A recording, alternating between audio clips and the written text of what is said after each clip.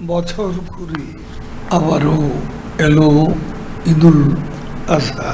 ত্যাগের মহিমায় সমজ্জ্বল আমাদেরকে কোরবানি তাৎপর্য এবং মর্মার্থ অনুধাবন করে সমাজে শান্তি ও কল্যাণের পথ রচনা করতে হবে।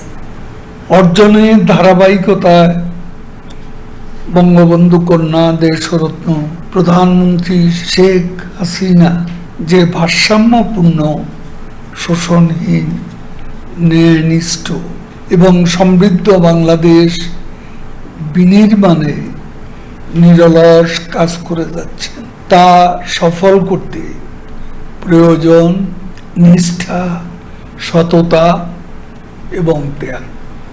আমি দলমত নির্বিশেষে সকলকে একটি অসাম্প্রদায়িক সমৃদ্ধ বাংলাদেশ বিনির্মাণে কর্মচিন্তায় ত্যাগ, আনুগত্য এবং সততা চর্চায় নিবেদিত হওয়ার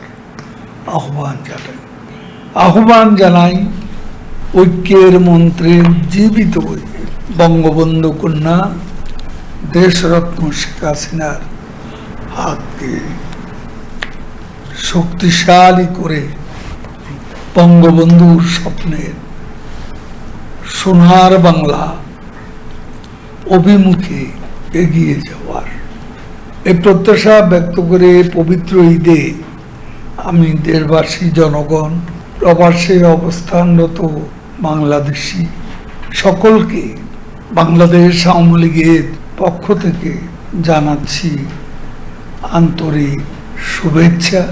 ঈদ মুবারক।